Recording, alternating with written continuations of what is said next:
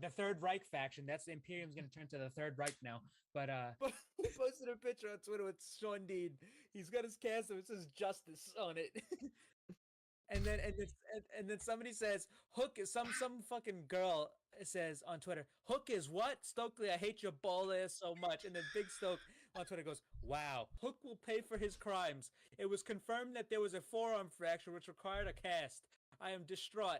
I rolled dice with my left hand, so I'm please don't make me sue this company, Tony Khan.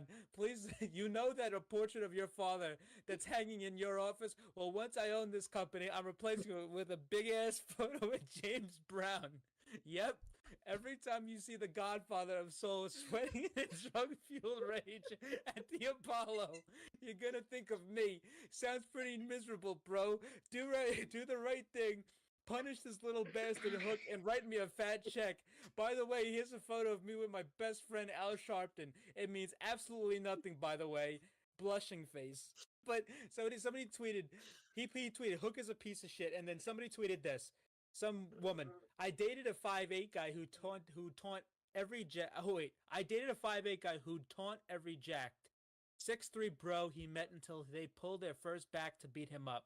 Whereupon my ex would go, hey, come on. I'm a little guy. I'm just a little guy. No, it's just also my birthday. I'm a birthday boy. It somehow always worked. And then Stokely just quote tweets it. Fuck you. Antonio Brown, but who the fuck's in the background? It's Hook. It's fucking Hook. And then he's getting twerked on by some fucking broad. My t-shirt money is now in the ass crack of some fucking stripper. So thanks, Hook. But I don't. But Jesus Christ, this is the greatest fucking thing I've ever seen. Clip it. Oh, but actually, hey, it worked out in the long run. I actually do hope they make another season actually, because I would love to see the American Dragon on Total Bellas start memeing on John Laurinaitis. You have live footage of John Laurinaitis in his living room calling somebody in his underwear saying, "Hey, bud, you fired." What did Max Caster say about me? Like I'm embarrassed the fact that I'm hosting a post show for this crap. I'm proud of you, Carl. I love this. We did our Valentine's Day post of Hooked on You, but it was mainly for Jamie Hayter and only Jamie Hayter. It's not right. It's not right. I'm trying to build an account and we get this bullshit on the account. Great. But also follow a simp account. Okay. Okay, but here's the thing, because those people, this is networking. This is we actually networking. follow. You got it was a business decision. It's a business. You have to follow these people. This is like following. If you want a stan account, you got to follow the other stans. And when you get big, you get rid of them. You get rid of them after that. It's over with. I open up our Instagram and the first thing I see is Pro Wrestling Simp, and I'm like, what is this? I don't look at that. I don't look at that stuff. Decision. It's a business decision because that guy promotes us, and then when we don't need him anymore, we toss him aside. That's what happens. Yeah, well, we got go so fucking slap it on a t-shirt and continue to use the move forehead. Unprettier. This guy just say fucking forehead. Switch. What? This guy say forehead. Yes, I did. You think I fucking wouldn't catch that? You think nobody on this program would catch that? But I did. For weird. You almost didn't. For weird. Let's be honest. You almost didn't. Weird champ. This is what we resort to here. All right. Next up. Unbelievable. Five head. Next up, we have. Why people happy? Pagu.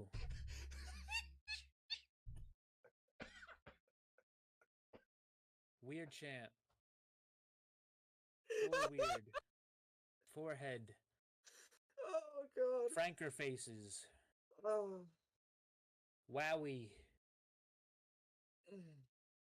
Why people sad? What else? Look at how red my face is. What else we got? Let me go on Twitch right quick. Okay. Why? Why do people happy? Keck W. LOL W. It's still Sunday, guys. You know what that means. It is time for your last and final dose of the Pro Wrestling Injection right here on the Pro Wrestling Injection YouTube and Twitch. I am the Outlaw, here joined by the same people you saw several hours ago. You got the Goon and Mr. Marathon Mike. Okay, we had an amazing show. Fun show. I will say that. A lot of surprises for certain outcomes, mainly the gauntlet match. But without further ado, let's just kick it off over to Christian, because Christian's going to help us guide through the show, because he's better at it than I am. Yep. So first off, we started the show with the 0 hour. Started at 11, and our first big announcement that they that You are muted. Muted. whoops. It wouldn't be a podcast episode without somebody getting muted by accident. No, that's not even that. So either like the microphone changes. Is this better? Yeah. Okay. Yeah. But what's it called? Yeah. To start off, we had first of the couple announcements, and that next year, Grand Slam will be moving out of Arthur Ashe Stadium, and it'll be headed to Australia as a pay-per-view in February. And I think that's a great fucking. I think there's nothing wrong with that. Unless they do what they did for the first Fighter Fest and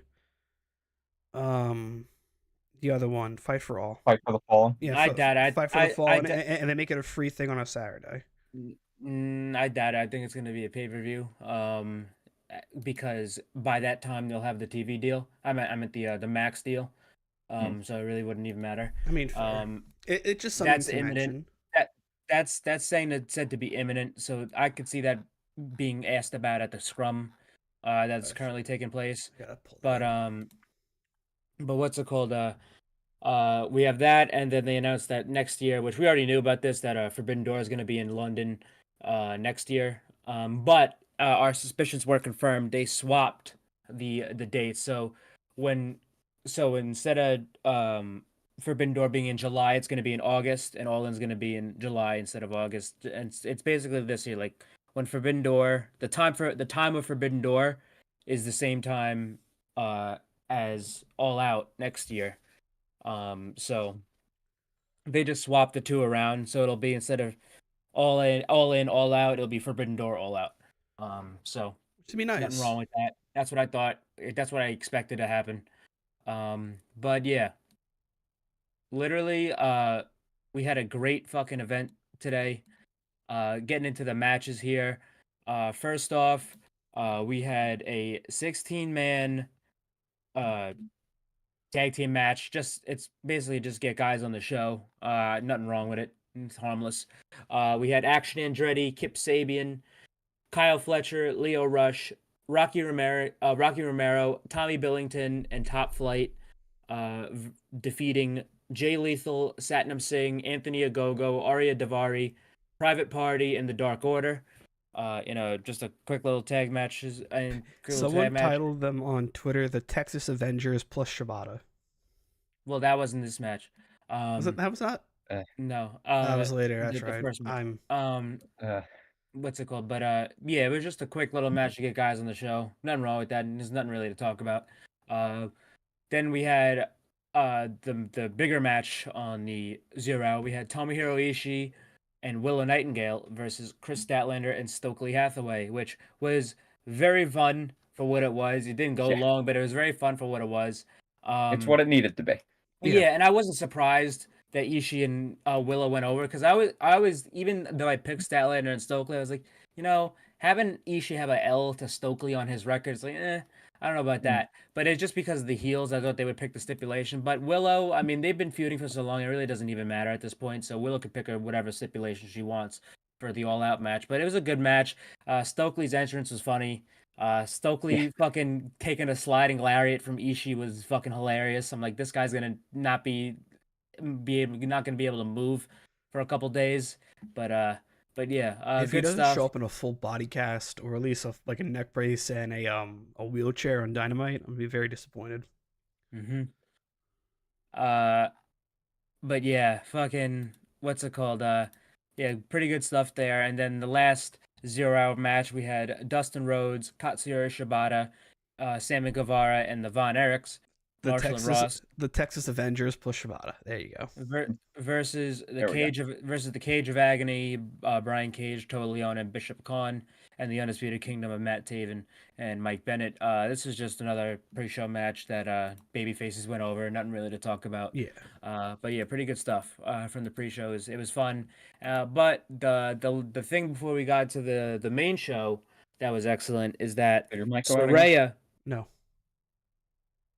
Or is this my fucking headset? It's your headset. Oh, now I hear you. Saraya, she ended up coming out because she's been protesting for weeks, saying how she's not on Wembley, how it's a disaster, how it's a disgrace. And she came out and she demanded to have a match. She was complaining how she's not even on the show, and then she says, "I'm the best women's wrestler to ever come out of England." And as soon as she said that, I'm like, oh, here we go. And then very, very shortly after that, here comes the returning Jamie Hayter. Jamie Hayter is back. She came out to a massive ovation. She beat the shit out of all the security guards and Harley Cameron and Saraya. She looked great. She looks like she hasn't missed a step. She's finally back. It makes sense that she came back here because number one, Saraya was a part of taking her out. Yeah. And also, if they don't want to brush her into a title match or getting involved in a title feud, this is the way to do it. There's no reason to have her in a title match if she's not going to be not winning it, but like it might be a little too early. They might want to build her up more and just make sure, because she has been out of the ring for a year and a half. Mm-hmm. So nothing wrong there. Very, very happy to see Jamie Hayter back. We waited a long time for that one, and I'm very happy to see her again. I agree that it was a great spot to put her in. And I think because we were kicking around. You put her in this match and have her help out Tony Storm, or you have her in this match, and then you have this side of things. But no, it made sense. So yeah. Yeah. Well, I'm actually really glad they mentioned that on commentary because I had completely forgotten. So. Mm-hmm. So that brought us into our main card of All In, and what we had here is to start the show. They did the entrances before, but it made sense just to cut down on time. Yeah. But we had the London Ladders match between the Bang Bang Gang, the House of Black, Pac, and the Blackpool Combat Club, and the Patriarchy. And let me say first, the House of Black, they look fucking amazing. Their gear was so sick, especially Brody. He had this big ass fucking claw on. Everybody looked great tonight. But yeah, this was a fun ladders match. Basically kind of a TLC match, to be honest. Mm-hmm. But it was a fun ladders match. The funniest part was in the beginning when the match began, the bell rung, and immediately Christian Cage started sprinting to the fucking back. I'm like, oh, okay. So he fled, and then he left his boys to die. But we're not gonna go spot for spot here because there's 10 million. You could say every spot in this match because it was all fucking crazy. Mm-hmm. It was a lot of tables, a lot of ladder spots. The one that was the most gruesome fucking spot of the night, this even beats what Darby did, was the fucking bump Juice took. Oh yeah, off the tall ladder. Off the tall ladder, and then he fucking the rope went right on his balls. Got him right in the yam bags. Yam bag city. Right in the yam bags. Ouch. That was a fucked up bump. That was a really fucked up bump because he could have slipped off and he could have hit that fucking apron. He could have went down. But that was a fucking crazy ass bump. And also, even before that, like you had Luchasaurus, they're calling him Luchasaurus now.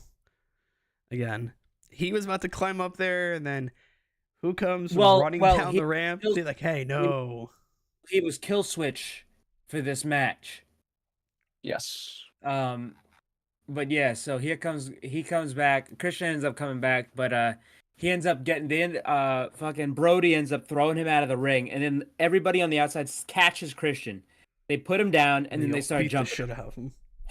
But later on into the match, this was nearing the finish. Mother Wayne starts climbing the ladder, thinking she's fucking gonna win the match here.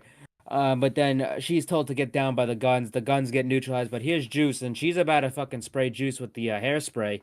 And then Juice holds up a ladder, and he takes chair. her hair, the chair. Yeah. And he takes her hairspray and starts spraying her in the fucking face with it. But then Killswitch gets involved. He sets up the ladder, and then Christian is Killswitch could have won the match. Oh yeah, he could have. And by climbing the ladder for various times. But this Christian motherfucker's not allowed to touch a single title.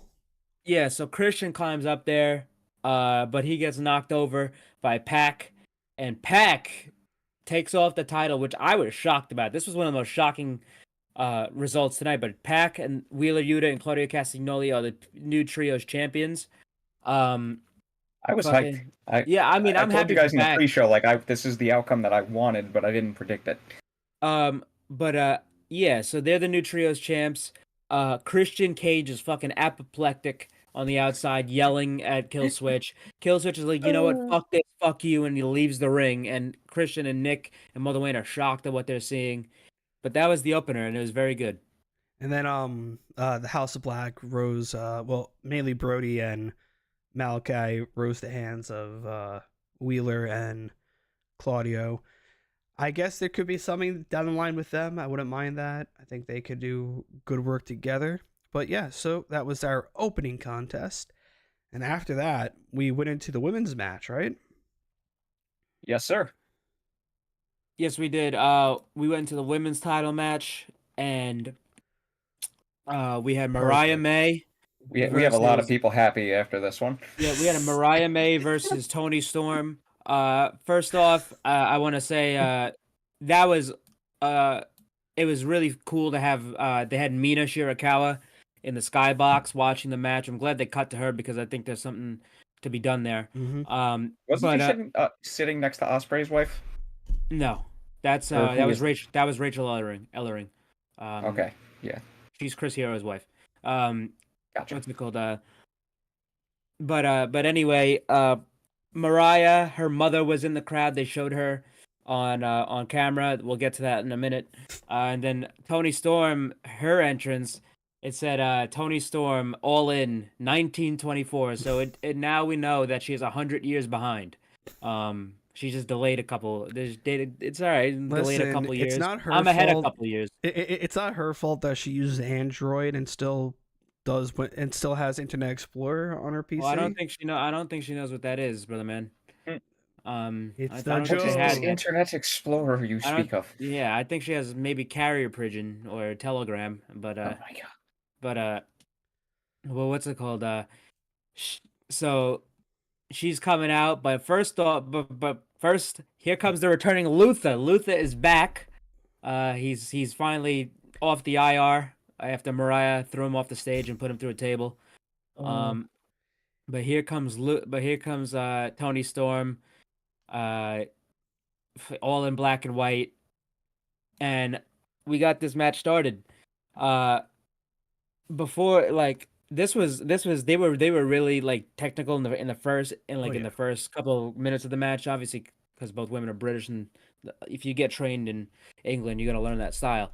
However, fucking when they end up going to the outside, Mariah ends up going right up to her mother, who they said on commentary this was the second she's only seen Mariah wrestle in person two times.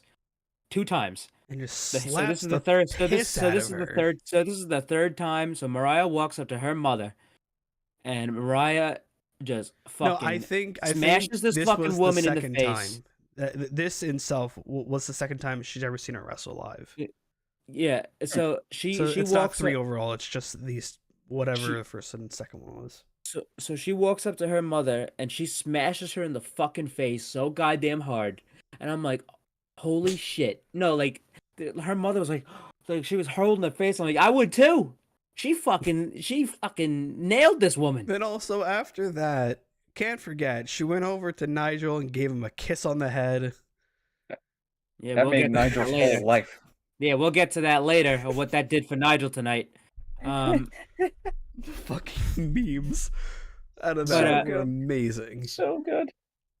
But yeah, fucking what's it called? But yeah, after that, after she kisses Nigel, she goes over to the outside and fucking just completely drop kicks Luther into the stairs. But after this, Tony Storm ends up giving her the Storm Zero on the steel steps, which ends up bloodying Mariah up. Finally, the tables have turned on Mariah, and she's getting all bloody now. But that's after that. That's when this match really started getting into third gear. This match was excellent. This was one of the best women's matches in a long time. Oh yeah. This was fucking great. But they were going hold for hold. They were going pinfall. Mariah ended up hitting the hip attack. I shared this. Oh, you did? You even reacted to it, you buffoon. No, it's a different tweet. It's the same one. Actually, no, it's two different. It's same meme, different thing. Same account, different. Actually, no, it's not the same account. Actually, is it the same account? I believe it was. What's it called? But Mariah, she did. She kept fucking doing the hip attack to Tony Storm, but she did it a little too much because the Tony Storm caught her with the storm. I think it was a Storm Zero, and then put her in the corner and gave her the hip attack. Gave her the Storm Zero, and then fucking Tony ended up kicking out, which not a lot of people kick out of the Storm Zero. Not a lot. But then they had a great exchange where they ended up giving each other 2 consecutive headbutts, which was kind of nasty. But the match ended with Tony was staring at Mariah, and she was basically asking why and stuff like that. She was crying. But Mariah ended up reversing it on her. She hit the Mayday, and I think she hit the Mayday, and then she ended up hitting the Storm Zero, I believe. Oh yeah, it was just. And then she put Tony Storm down. 1, 2, 3. Mariah May is the new AEW Women's World Champion. I'm very happy with that result. So where that's do that's a quick like uprising for Mariah in her career. I mean, she wasn't even in the company last year, and it's just a testament to how hard she worked and how great she was and how over she got and how like popular she and just what she did during this entire feud. She was excellent during this entire thing since she was brought in. So this is the first time she's ever gonna be detached from Tony Storm. When do we get those celebration photos that Mariah May promised? When? I don't know. Just a quick little soon. Just a quick little quick little report here from PW Insider. Daniel Garcia is still under AEW contract through October and remains in discussions with the company. He has not signed a new contract as of yet. So, we'll see how that plays out. But anyway, fucking that was a fantastic match. I really, really enjoyed it.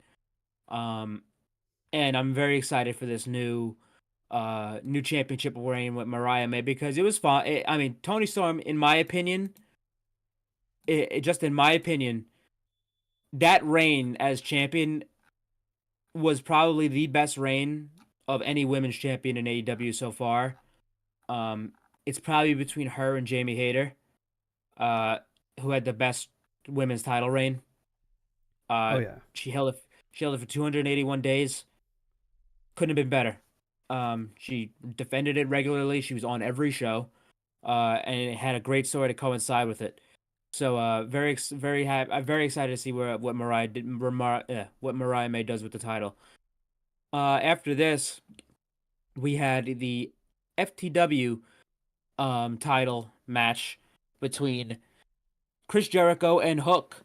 With Go Fozzy, baby. You're extremely delayed. Oh, I know. I don't know what's going on with my computer today. I mean, just turn your boy. camera off and turn it back on. That too.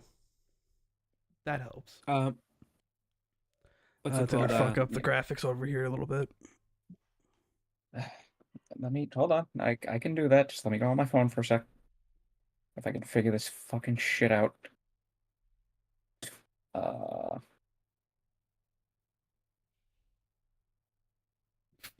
Okay, you didn't need. Man, man got the leg hair. You don't need to see my. Yeah. Okay. How the fuck do I turn this shit around? The fucking flipping button on the camera. It's literally that is literally not showing up. Oh my. Now you get to see my bed. There we go. Son of a bitch. Son of a bitch.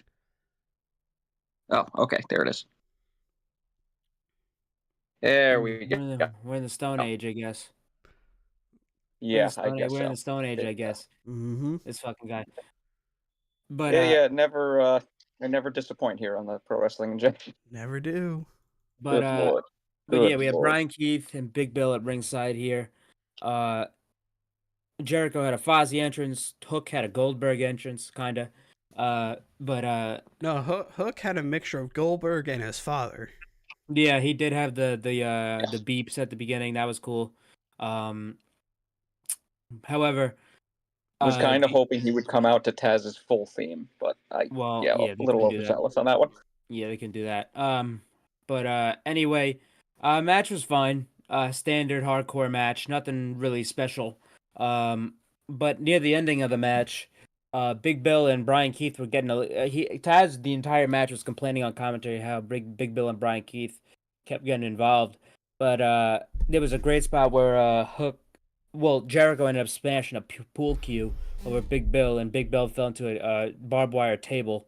And then nearing the end, Brian Keith kept trying to get involved, but then here comes Taz off commentary to put Brian Keith in the Taz mission, while Hook cinches in the red Also, rum fucking and taps Chris Jericho out to win back his FTW title. Fucking Hook just free swinging cricket balls into the crowd, pretty much. Oh, that was great. Yeah, it happens. I mean, listen, listen, they put the disclaimer up before every AEW show. If you're in the front row, you made your own bed. Yeah. They have made that abundantly clear.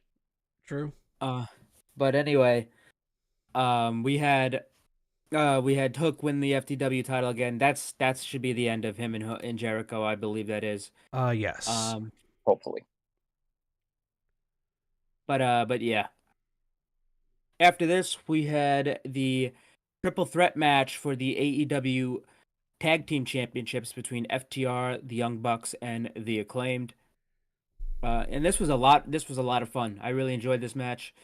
It's time to mark it now that what is it? August 25th. Matthew Jackson learned what mewing was. Yeah, Matthew Jackson did mew. He did mew. Maybe this is like a shot at the Rizzler, and because they were rumored to be coming in. So he was. So yeah, he did mew. That I think that pushed him over the edge to gain the victory tonight. But yeah, this is a very good match. Again, we're not gonna go spot for spot, but I love the spot where Max Caster and Matt Jackson did the EVP trigger, and then Max and Cash did the Shatter Machine, and then and fucking Taz like he don't know what fucking team he is on, but the match itself was very good. I really enjoyed the triple threat. The finish came from an EVP trigger from Matt and Nick to I forgot who it was. I forgot who they pinned. They pinned I think it was Dax. Okay, so if they pinned them, yeah. Because Dax was the one that was down when the Grizzled Young Vets came in. Yeah, so the Young Bucks retained the titles. And after the match, we had the grizzled young veterans hit the ring, and I was extremely excited to see this because I've gone on record on this show for years saying they're the most underrated tag team in the world. They've wrestled one match in AEW. It was at the last Daily's Place Collision. They had a match, and I was very excited to see them. Liverpool's number one. Um, they started staring down the Young Bucks, but instead of attacking the Young Bucks, they started attacking FTR, and they hit a double move, like a total elimination, almost looks like Undisputed Era's old finish on them, and basically said they're here. They didn't put a all elite graphic up for them, but I do believe that's what they are. They've been on the Indies ever since they got released. Well, not released, but they waited out their contracts until they were free to leave NXT. In case people forgot, they were part of Schism. Yeah, with Gacy and the Rock's daughter. Yeah, they wanted out of there, and they didn't let them out of there until their contracts ended. But they've been out for a couple months now on the Indies. But I'm very glad to see them in AEW. They're one of the best tag teams in the world. They are the most underrated tag team in the world. Mm-hmm. They are fantastic. The stuff they were doing at the end of Black and Gold NXT with like MSK, which was Zach Wentz and Wesley, and the shit and like the tag matches they were having. I mean, these guys can fucking go. They're a team. It's almost like what we're gonna talk about when we get to Ricochet. It's just they were miscast in WWE because they would work in WWE, but they were a lot more suited to AEW. With their in-ring style. They're a lot more tailored to what AEW is. So I'm very excited that the grizzled young vets are in AEW now, and I've always been a fan of them. But yeah, good stuff there from the tag teams. After this, we had the Casino Gauntlet match, which had obviously we knew this going in, but Orange Cassidy won the right to be the first entrant in, and he had a cool little entrance. Orange came out. It was a mimic of the Mr. Bean TV show opening. Oh, okay. I wouldn't have known that. I grew up on Mr. Bean, so I kind of knew. I know who Mr. Bean is, but I didn't watch no Bean. But I watched. By the way, Bean Mike, your stuff I camera watched is at like a frame a second. Yeah, this guy is fucking 1 FPS right here. It's gonna take him 10 minutes to react. Oh, I know. Oh. Fucking tech. It happens. Yeah. They put fuck this. just a quick little thing on Twitter. They put up a backstage promo from Mariah May, and literally it's just like 2 seconds, and all she said was, "The fuck did I tell you?" Which is funny.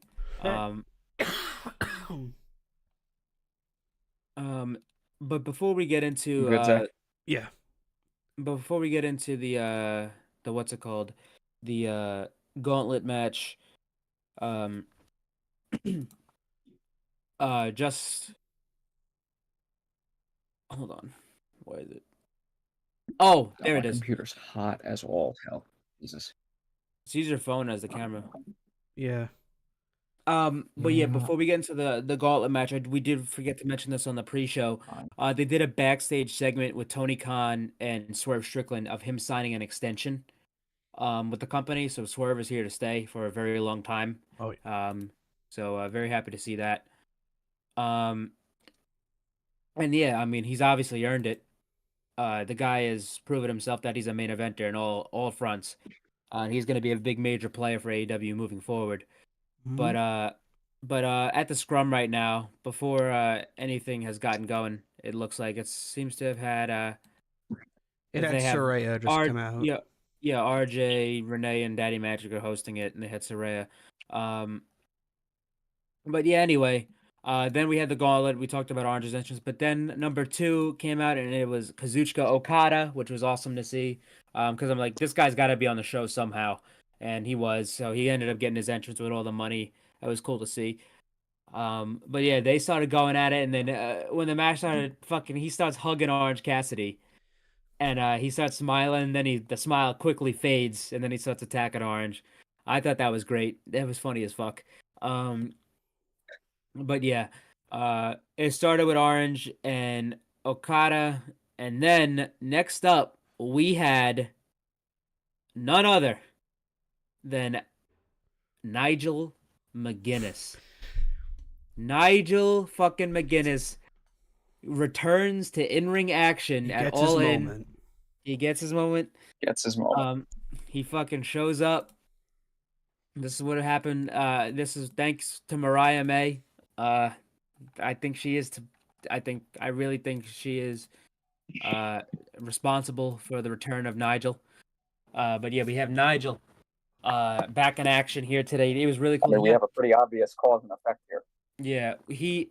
I believe he hasn't wrestled since he hasn't wrestled since 2011. And he didn't retire because of any medical. He just failed the physical to get into WWE, and then he stopped. But yeah, he is fantastic. I mean, he looked great out there. Obviously, he hasn't wrestled, so he looked a little slow in some areas, but he hasn't wrestled in fucking over a decade. So give the guy a break. But the guy looked great. He's in great shape. It was so cool to see him in there with Okada and other guys, which we'll get to. But yeah, fucking great stuff with Nigel showing The crowd up here. went crazy. Yeah, he did. Oh yeah. After this, we had Kyle O'Reilly come out. After Kyle, we had who is it after Kyle? Oh yes, it was. Then we had the winner of the G1 Climax. My mom actually mentioned this yesterday. I was like, nah, I don't think so. But because he wrestled on the Rev Pro show yesterday against Hechicero, which was a great match. But we had Zack Sabre Jr. come out and enter the gauntlet. That was fucking awesome. Seeing him and Nigel go at it was a real treat. After that, I believe it was former host Nick must have been in shambles. Yeah, dude. When he came out. This is not the summer for Zack Sabre Jr. haters. It's not the month for Zack Sabre Jr. haters. The ZSJ boys are up. The Techers lads, listen, we've never been so up. It's never been so over for ZSJ haters. It's never been so over. It's so listen. The ZSJ boys this month, G1, Rev Pro, All In. Grossly fucking huge techers. Disgusting techers. Fucking mighty don't kneel. But anyway, after Zach, we had, I believe it was Roderick Strong. Yes. And then after Roddy, we had Mark Briscoe. After Mark Briscoe, we had... Keep in mind, it was like, within Roddy and Briscoe, it was like almost less than a minute. Less than a minute, yeah. It's all random intervals, so... Which is cool. I like that. Yeah. After Briscoe, I believe it was Hangman Adam Page. That's when shit really business started getting picked up because everyone started trying to team up on Hangman because they know Hangman's a fucking psycho right now. But yeah, Hangman's starting to go at everybody. After that, we had Jeff Jarrett. Jeff Jarrett, he is so over in the UK. Yeah, he's really over. He ends up coming out with Karen. That was important because Karen ended up getting involved with trying to intervene, and there was one spot where Hangman literally had her by the throat. I'm like, Jesus fucking Christ, Hangman. Brian and Birdie are up first. Oh, that's nice. Cool. But after after Jeff Jarrett, we had the debuting Ricochet. Ricochet is all elite. The graphic has dropped. They said it on commentary. This was expected. But yeah, we had the debuting Ricochet. He came out to a massive ovation. He came out ready to go. He looks great. I mean, this is the absolute. I'm so happy that he landed in AEW, which I don't think he was going to land anywhere else. But I know. It's this is the place where his style is going to be best suited. In WWE, he wasn't going to be able to use his style to the best of And his he has ability a and go lot of 100%. friends here. And yeah, he's got a lot of friends. He's got a lot of guys that could work with him and bounce off his style. Not a lot of guys could do that in AEW. He's going to step into a roster that has a Will Ospreay on it, has a hologram, has for the time being, Ray Phoenix, has fucking the Beast Mortos, who has Dante Martin and Leo Rush, and just guys like that can hang with him. So he doesn't have to tone down his abilities. So I'm very happy to see Ricochet. He looked great tonight. He got all his high spots in, but the last two entrants ended up being Christian Cage, which I'm like, what the fuck is this guy doing out here? He's hobbling to the ring. I'm like, this fucking idiot. And then afterwards, here comes This man told Luchasaurus. us he would stop at nothing. Yeah, here comes Luchasaurus. Luchasaurus, I'm saying, because that's how he was announced, and he came out to the old Yeah, with Jurassic the old Express Jurassic theme Express song. theme. And he comes to the ring. He gets in Christian Cage's face. He gives Kyle O'Reilly a choke slam, and then just throws Christian Cage on to Kyle O'Reilly. And wouldn't you fucking know it, Christian Cage wins the contract to have a world title match without even doing a fucking thing. This fucking piece of shit. Do you want He to did this at World. He did this same shit at World's End. This fucking asshole. I'm surprised this is the last time we saw him tonight. To be honest, Do you want to know what? because this is a contract he could use anywhere at any time. Because he could cash in anytime he wants. Also, spoiler alert for the main event if it wasn't clear by the thumbnail. So Brian did win the main event. Do you want to know the unfortunate thing? Brian's father passed away. Oh, we fuck. know. That's Oh, right. God. Brian's father passed away, I think, like a few days before Mania 30. So Christian has Ammunition. Hey, listen. You know, it happens. Listen, when Buddy Danielson ends up being a wrestler, and if Christian Cage ends up killing Bryan Danielson during this title feud, then we have a built-in story. But until then, there's already a Christian's only gonna built-in be like story 70 with at the time. Brian leaving after this year. but what's it called? But yeah, sometimes it happens. It just happens. All right. But Christian Cage is the winner. This fucking piece of shit gets his way again. This guy, he's like a gnat. You can't get him away. He's a fucking asshole. But after this, we had the American title match between Will Ospreay and MJF. Ospreay's entrance was fucking awesome. He had a whole Assassin's Creed inspired entrance because he's sponsored by them. He had one last year for his match with Michael Oku at Rev Pro.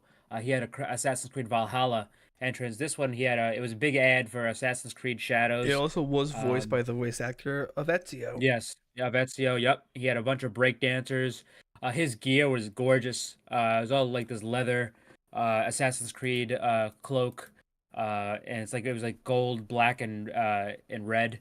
Oh, He looked that great. reminds me when Ricochet debuted, Taz says, "Oh, I got Ricochet with the black and gold AEW colors right there," and everyone's like, "Yeah, yeah." I mean, technically true.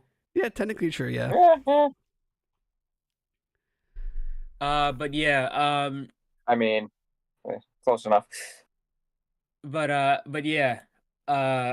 MJF came out. He had a bunch of flag bearers. He had the giant American flag. He had the streamers. I mean, you couldn't have Wembley without the streamers getting caught in the fucking in the lighting rig for the second year in a row. Yeah. Because the Young Bucks did it last year. He at least more of them fell down this year instead of the other ones. But MJF had the same gear that Lex Luger had on when he wrestled Yokozuna. That was touched upon on online. But yeah, this was the match of the night up to this point. This was an excellent, well worked match. Oh yeah. These two went out there. I mean, it's you get an MJF and Osprey. What do you expect?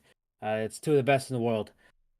There was a great spot where MJF did a basically did a moonsault outside the ring. He's like, "Hey, you know, I could do a flip too, you piece of shit. Look, then I could do shoo- flips too." And then he did that, and then Will ended up hitting a Sasuke special, which he doesn't do a lot. He hasn't done them since he was like basically a junior heavyweight in New Japan. Because Sasuke specials are hard to do. Yeah. Even though like QT did the QT special, but it was pretty much the the QT same special thing. was him rolling over the top rope. Osprey's actually jumping and doing it the right way, but the QT special was fucking if you're the drunk Sasuke special. That's disrespecting the GOAT. I mean, I don't think My it's disrespecting. favorite. I think he said that himself. QT Marshall.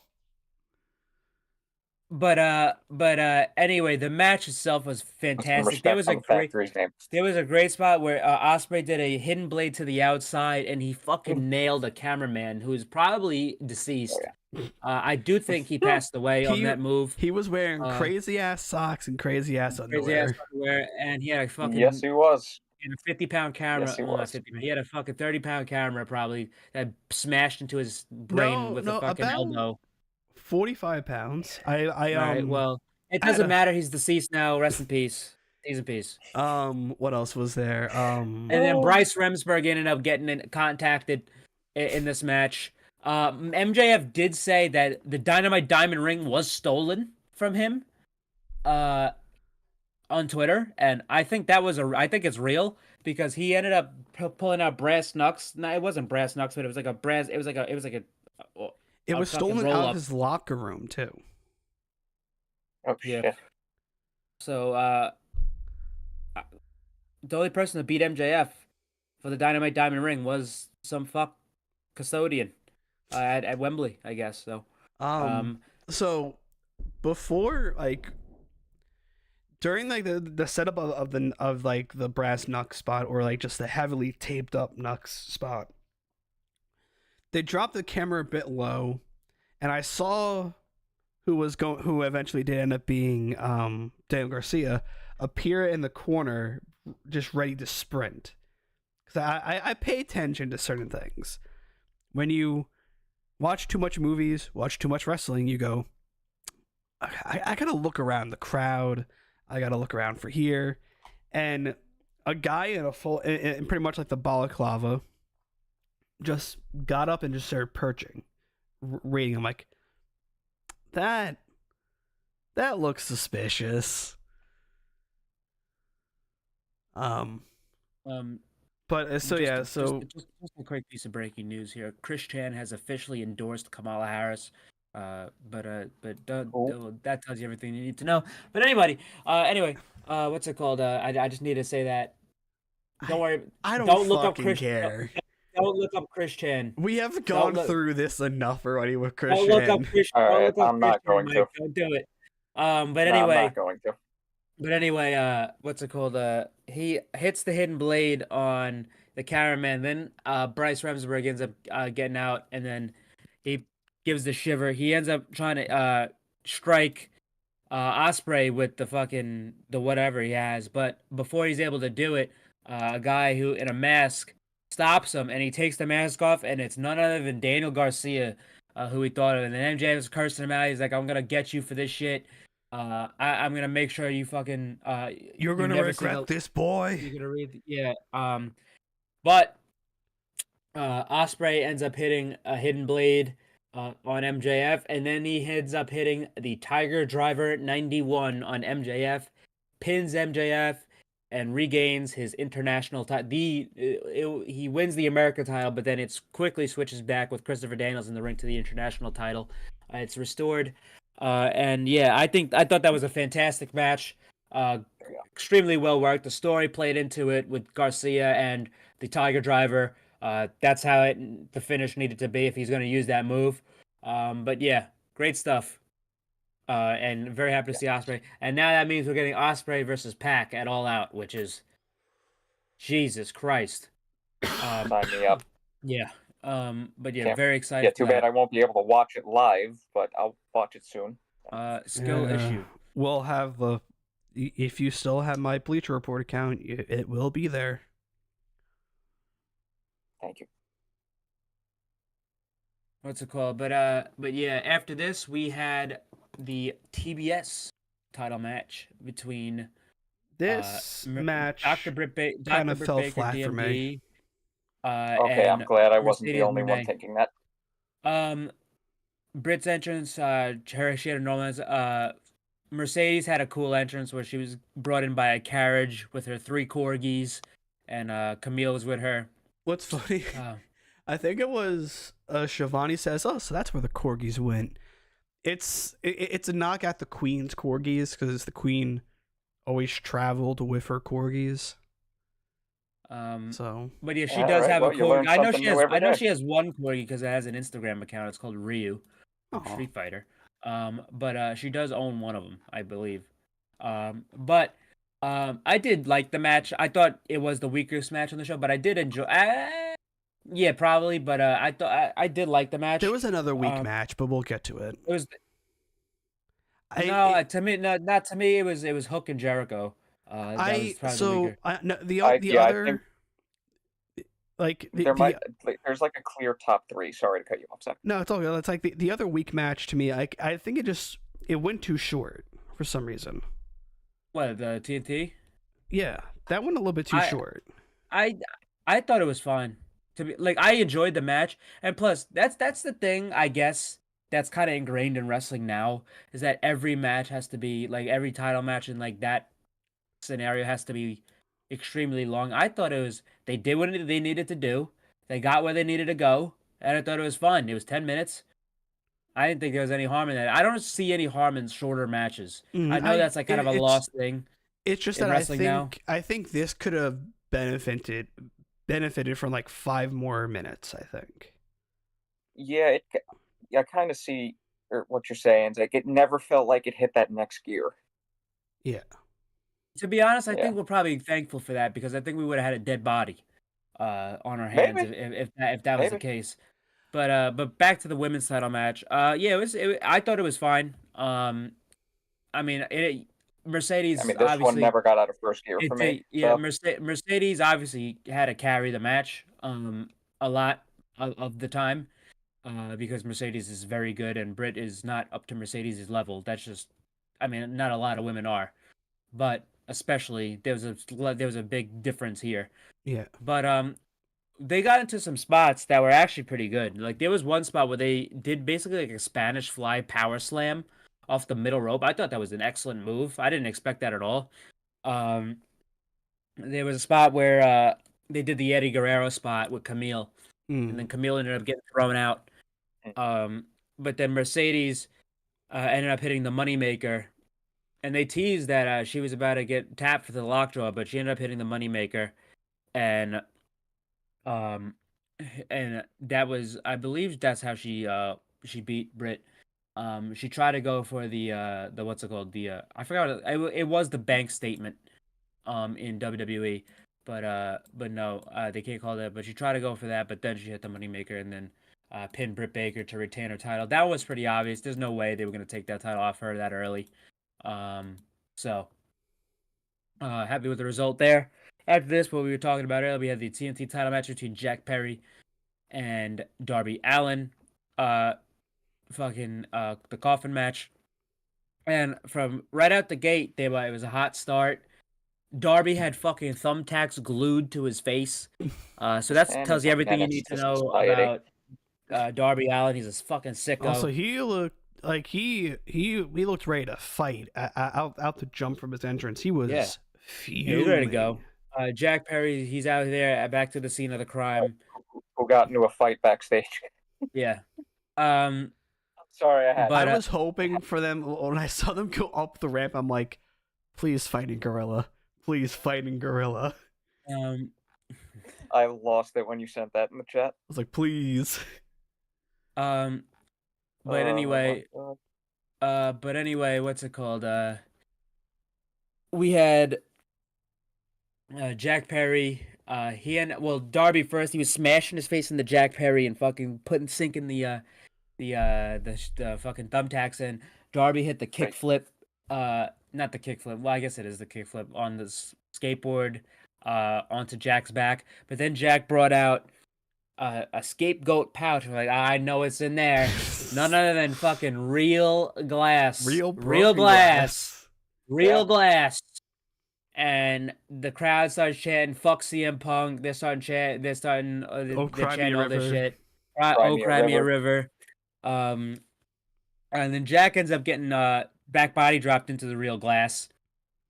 They start fighting. Jack ends up taping Darby's hands together, and then he ends up power bombing him onto the ramp, and then he takes Darby's belt off and like basically wraps his feet. Pretty much hogties him. He's basically hogtied, and then throws him off the stage through 2 tables. I'm like, Jesus fucking Christ, this guy's gonna. I mean, Jesus. Then he puts Darby in a body bag. He puts him in the coffin. Darby rises up and he's like, "Fuck you," and then Jack hits his knee strike and closes the coffin and very quickly wins. And I actually kind of like it because it was a very decisive victory from Jack. And if this is a guy who's going to be a TNT champion, he's going to be believable.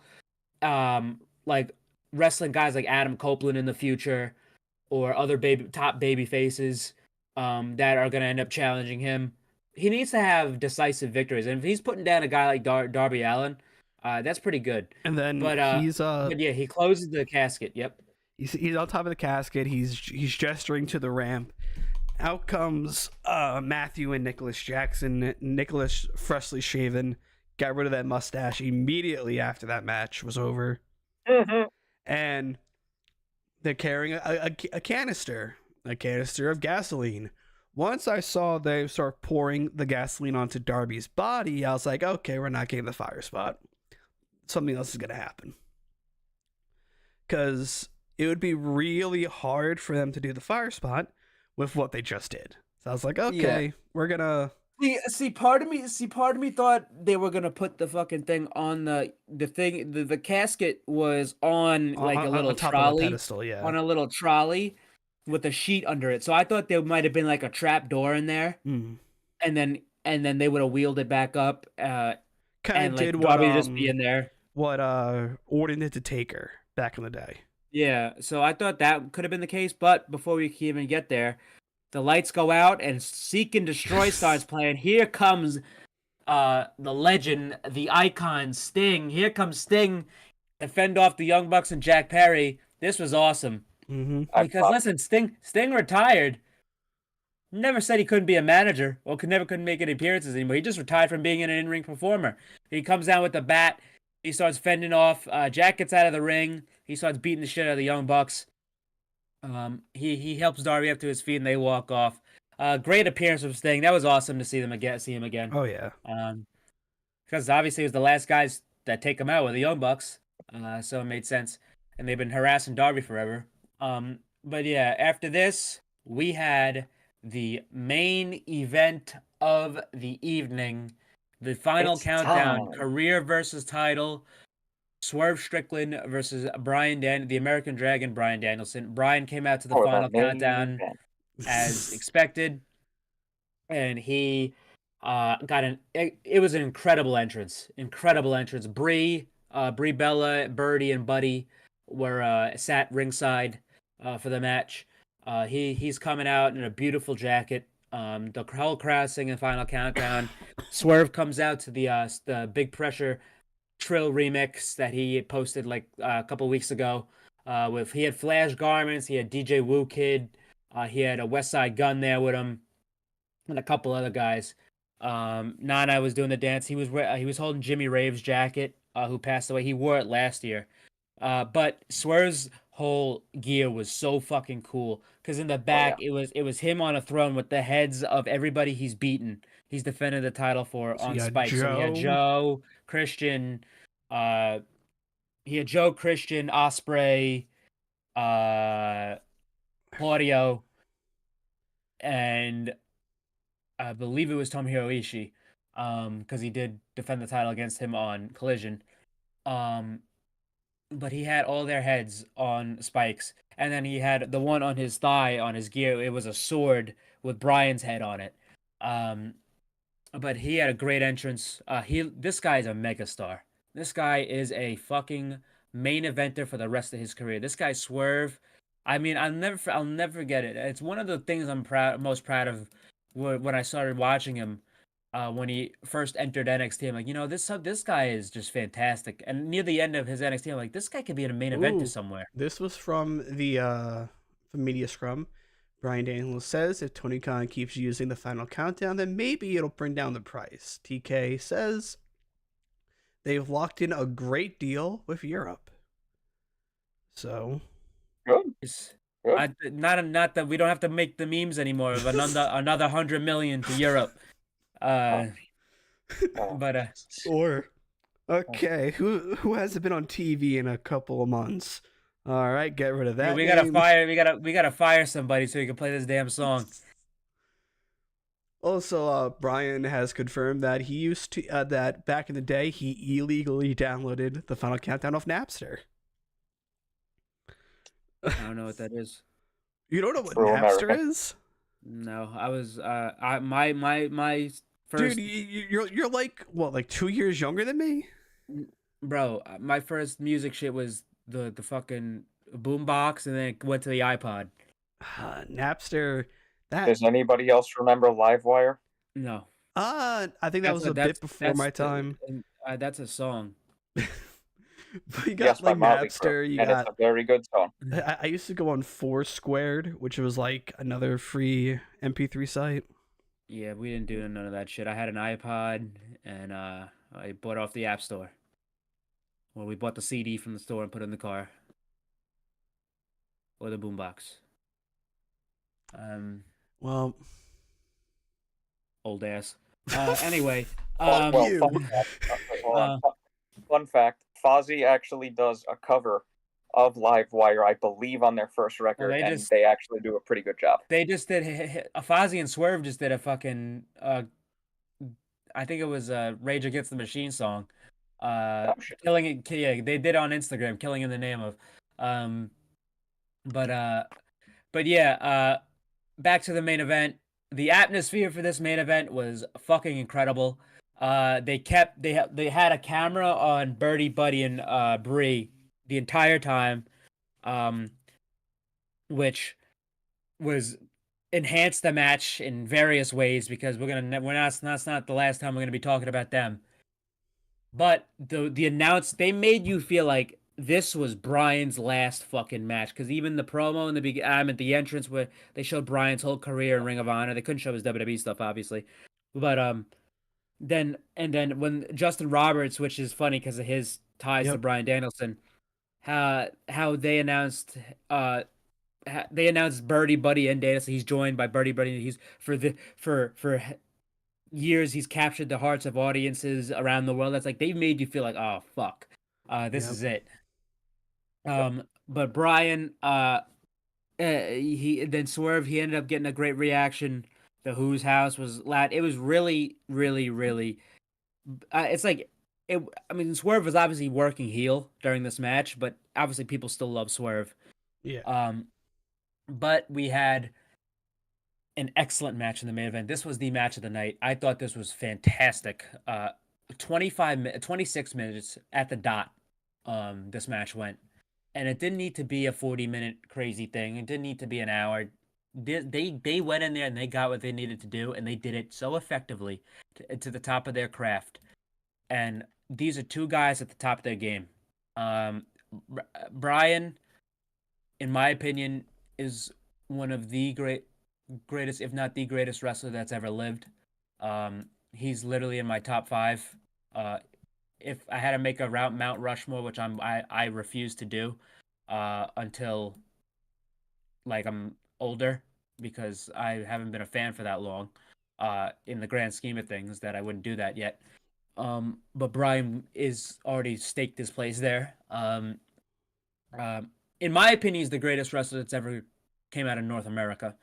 But the match that we received in the main event was nothing short of a fucking masterclass Yeah. in storytelling, in work rate, in drama, in just build up, timing, spots. I Just thought excellent work from these two.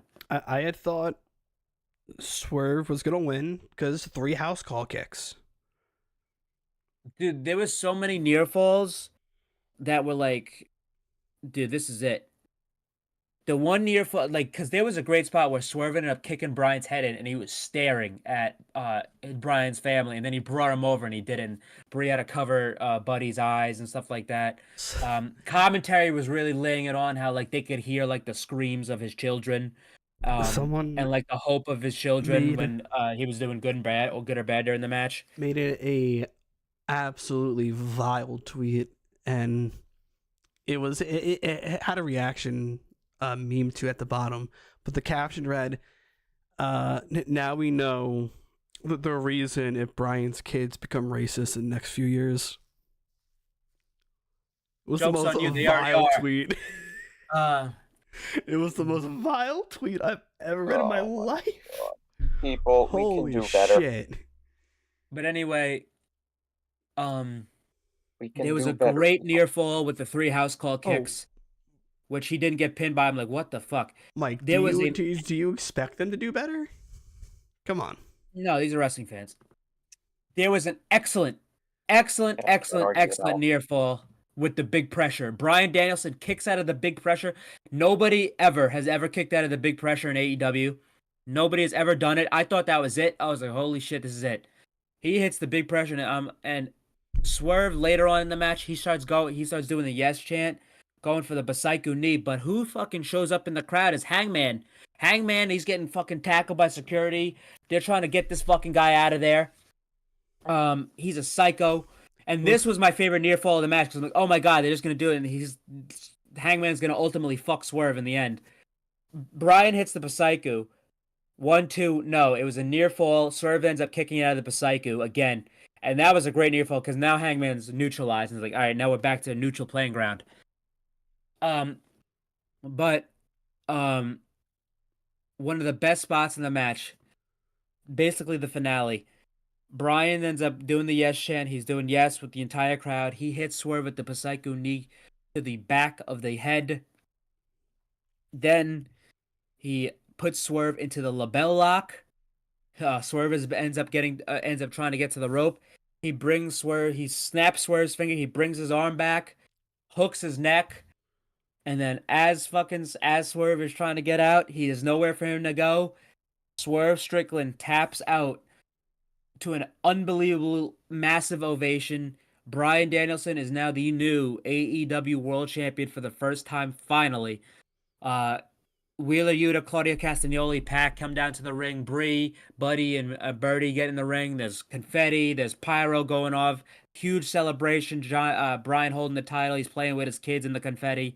This was a fantastic ending to a fantastic pay-per-view. Oh, yeah. And I'm so happy that Brian is the AEW World Champion. That's nothing against Swerve because Swerve had, in my opinion, he didn't have it for long. He had it for 126 days, which in the grand scheme of things was not one of the longest, probably one of the middle, like in terms of leg reigns. But in my opinion, he was a top 3 champion. But him, Kenny, and MJF were the best champions. His reign was spectacular. And it was short. It didn't go a year, obviously, but it was spectacular. He had an unbelievable reign, and he will be getting that title back. Oh yeah. But fantastic show, fantastic main event, and I can't wait to see because obviously this issue with Hangman and Swerve isn't over, and this issue with Brian and Swerve isn't over yet because I could see them running it back in Tacoma at Wrestle Dream. And the best part about this is that Bryan Danielson ain't fucking retiring yet. So we got more to go. Isn't he technically not under contract still? Yeah, technically. He signed something before. So while match, I assumingly he will go part-time by the end of the year. By Wrestle Dream. I mean, if this isn't like it's something new. Mox wasn't under contract when he was the champion either for a little bit. That's right. Also, that's right. Mox is on a much needed fucking vacation. Yeah, seriously. But that was All In. I thought it was a fantastic show. Just great stuff from AEW tonight. Cannot wait for All Out. Just one of the best pay-per-views of the year. Oh yeah. Pretty good. All Pretty out good. has a lot to live up to.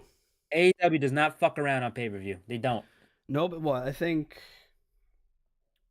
Let's look at the 4 major pay-per-views, or the 4 major shows coming up within the year 2025. If you count Wrestle Dynasty, that's a joint show.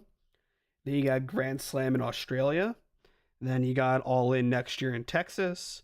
And then you got Forbidden Door. You got 4 back-to-back major fucking things. I think right now, AEW is on a rise again. Just like that, restore that feeling. And that feeling is being restored. Wrestler of the week to end it off, I'm going to give it to Mariah May. She put on a great match. That probably was... It's up there with one of AEW's best women's matches. And probably the one of the best stories that AEW's put on with women. So, yeah, that's my pick. Mike. I gotta give it to Bryan Danielson. I mean, after the promo on Wednesday and the match today, just fantastic. Yep. For me, I guess for me, I'm gonna go with Nigel McGuinness because he now is a wrestler again. Maybe it's only for one night, but it was awesome to see him back in the ring. Yeah, he got his moment finally, and that's all that matters for him. All right, guys, we will see you Wednesday. Well, me and Christian will see you Wednesday. Mike is up in the air. No, I'm definitely going to be at work. So. Are you out of the Wednesdays until like the season ends for baseball? If I can keep along, or mostly keep along throughout the U.S. Open, and I can watch All Out before that Wednesday after, I'll be back. But worst case scenario, like end of September. All right, guys. We will see you all then. Peace out.